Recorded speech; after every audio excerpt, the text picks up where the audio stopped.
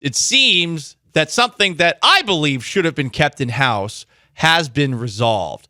Yesterday, a Houston judge ruled in favor of Texans owner Janice McNair, denying her oldest son Carrie's request for an independent medical exam to determine her mental capacity as it related to guardianship. It does seem like Carrie was trying to get guardianship of his mother. What that means past guardianship, I don't know.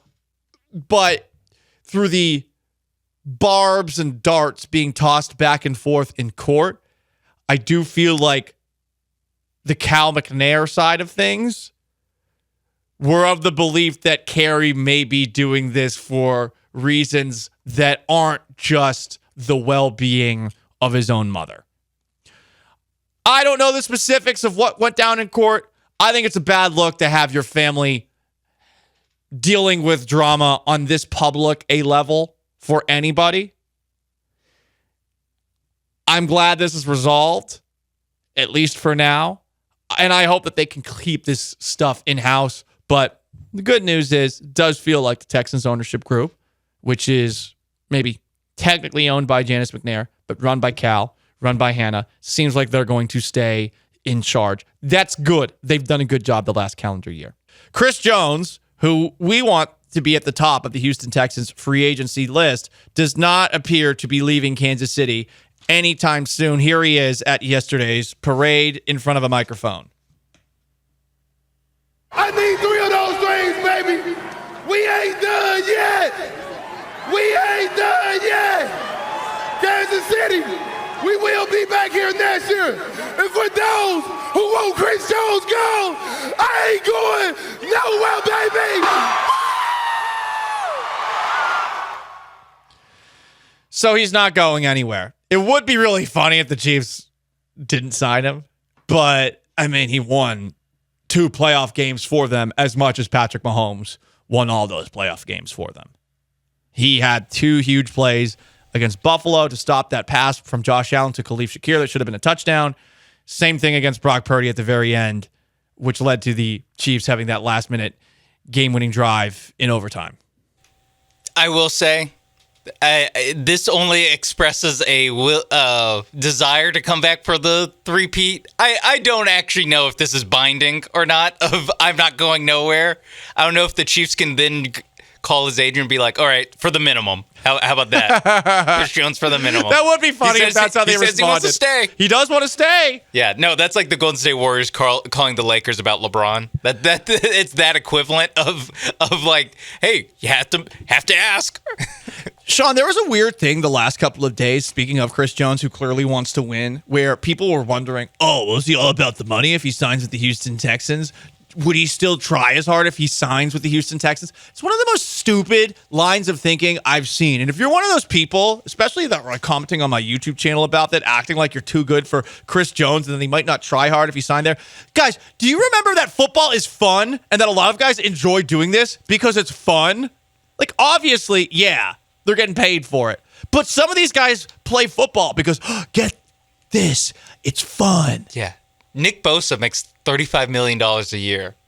Looked like he was trying out there. They all try hard, okay? Because football's a fun game, and if you're playing the sport, you're going to play it as hard as you possibly can. There's very few athletes who don't care when they're on the field. I know Mario Williams used to get that label with the Texans, and I wouldn't even go so far as to say he was like that. Clowney got that label. Clowney loved it when he was on the field. Clowney just didn't like practice. So, unfair label. I don't get why that came out against Chris Jones for whatever reason. Also in free agency watch, we're wondering whether or not the Houston Texans will bring back Steven Nelson.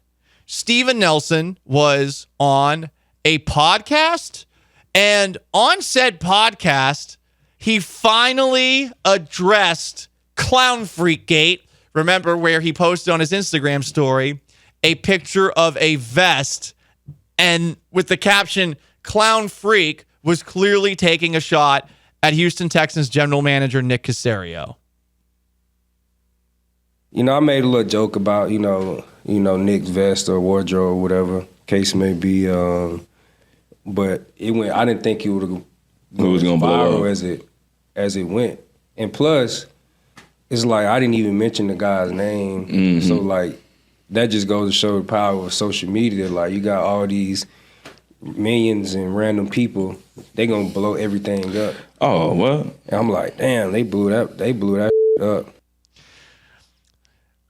He said that this was all about miscommunication and never clarified what the miscommunication was. I listened for 7 minutes, and while I like Steven Nelson, I'm disappointed at Twitter Steven Nelson versus spoken word Steven Nelson, if you will.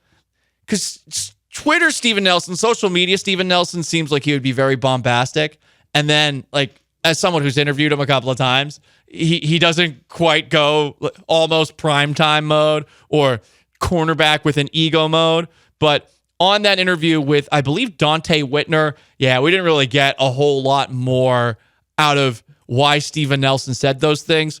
As far as Nelson goes, you pick up the phone, you make an offer, you don't go crazy with the offer. I think what you gave Steven Nelson last year, something similar, 2-year deal or something like that, that is, I think, what you were looking for. But this is one of the many Houston Texans starters who are free agents going into next year. And yeah, you could draft the cornerback. That is a very boom or bust position no matter where you are picking, and you are more likely to whiff at corner than you are to find somebody as good in 2024 as Steven Nelson. That is a fact.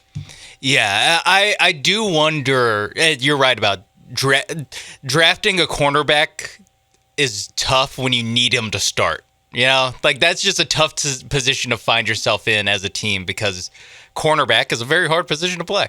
I do think that Steven Nelson he falls into a category like a guy we talked about yesterday, Dalton Schultz, where it is you want him back, but you don't want to, go all out for him. It's good.